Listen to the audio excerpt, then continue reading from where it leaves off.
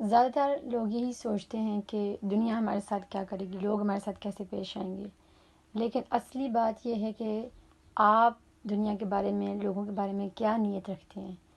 جو ہی جب آپ صبح اٹھتے ہیں، اپنے گھر سے باہر نکلتے ہیں، دروازہ کھولتے ہیں، دعا کرتے ہیں، بسم اللہ توکلت علی اللہ لا حول ولا قوۃ الا باللہ العلی العظیم، آپ گھر سے باہر آ گئے ہیں، تو اس وقت یہ بات بہت زیادہ معنی رکھتی ہے کہ آپ نے زبان سے تو یہ کلمات پڑھ لیے ہیں، لیکن آپ کے اندر، آپ کے ذہن میں، آپ کے دل میں آپ کے دن کو لے کے کیا چل رہا ہے، کہ آپ نے دن بھر میں کیا کرنا ہے۔ آیا کہ آپ نے کسی اچھے کاموں میں اپنا دن صرف کرنا ہے یا آپ نے کوئی برائی کے کام کرنے ہیں۔ اس بات پہ بہت زیادہ اس چیز کا اثر ہوتا ہے۔ صرف زبان سے ہی دعائیں پڑھ لینا اور اذکار کر لینا کافی نہیں ہوتا، جب تک کہ آپ اپنے اعمال میں یہ ظاہر نہ کریں کہ واقعی میں آپ اللہ تعالیٰ کی خوشنودی کی طالب ہیں۔ تو حضور صلی اللہ علیہ وسلم نے فرمایا کہ سارا دن آپ کے سر پر باغ ہوتی ہے، جیسے کہ گھوڑے کی باغ ہوتی ہے،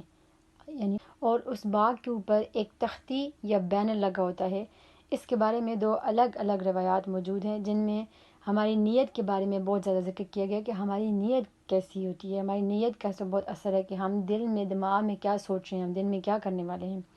تو حدیث میں ہے کہ ہر شخص جب گھر سے نکلتا ہے تو ایک شیطان اور ایک فرشتہ اپنے ہاتھ میں ایک تختی یا بینر کے ساتھ اس کے انتظار میں کھڑے ہوتے ہیں۔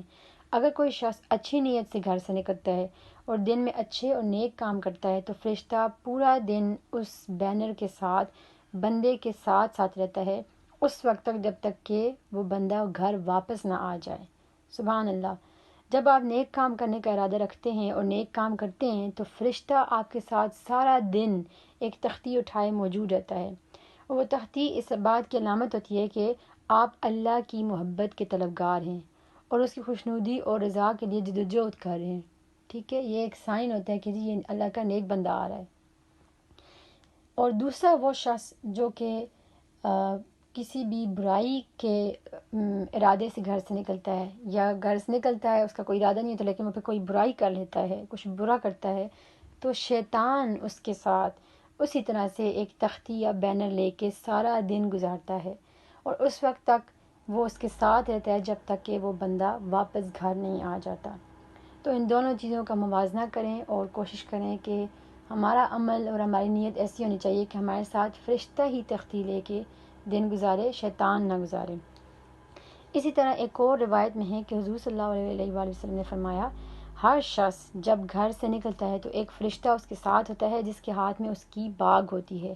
اگر آپ عاجزی دکھاتے ہیں، انکساری دکھاتے ہیں، اچھے اعمال کرتے ہیں تو اللہ کا حکم ہوتا ہے، اللہ کے حکم سے اس بندے کی باغ اٹھا دی جاتی ہے، یعنی اس بندے کا سر اونچا کر دیا جاتا ہے۔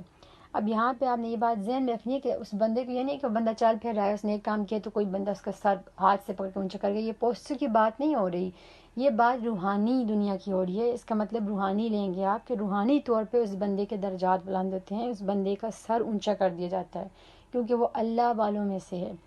حضور صلی اللہ علیہ وسلم نے فرمایا کہ جب کوئی شخص عاجزی اور انکساری سے کام لیتا ہے تو اللہ تعالیٰ اس کے درجات بلند کرتا ہے۔ اسی طرح حضور صلی اللہ علیہ وسلم نے فرمایا کہ اگر کوئی شخص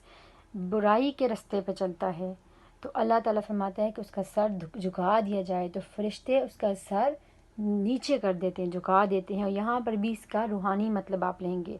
یہ علامتی بات ہے۔ تو اس کا مطلب یہ ہے کہ اللہ تعالیٰ کی نظر میں اس شخص کی کوئی عزت نہیں، یہ اس کی توہین کا ایک طریقہ ہے کہ وہ بندہ جو ہے وہ اس کی کوئی عزت نہیں ہے، اللہ کے ہاں اس کا کوئی مقام نہیں ہے، کیونکہ وہ اللہ تعالیٰ کو ناراض کر کے برائی کے راستے پہ چل رہا ہے۔ تو اس لیے جب آپ گھر سے نکلیں دعا ضرور پڑھیں، یہ میں نہیں کہتی کہ دعا نہ پڑھیں، دعا ضرور پڑھیں، لیکن آپ کے صرف زبان سے ہی دعا کے کلمات ادا کرنے کافی نہیں ہوں گے جب تک کہ آپ کے اعمال سے بھی آپ کی بندگی جھلکے گی نہیں، کہ آپ اللہ سے ڈرتے ہیں اور اللہ کی خوشنودی چاہتے ہیں، اپنی زندگی میں اللہ کی برکات چاہتے ہیں۔ اس لیے جب آپ صبح گھر سے نکلیں دعا پڑھیں اور اپنے آپ کو ریفریش کریں، تاکہ اللہ تعالیٰ آپ کو ان لوگوں میں سے کرے جو کہ اس کی محبت کے بینر کے سائے میں رہتے ہیں، اور اللہ تعالیٰ آپ کے درجات بلند کرے اور اپنے محبوب بندوں میں سے شامل کرے۔ السلام علیکم ورحمۃ اللہ وبرکاتہ۔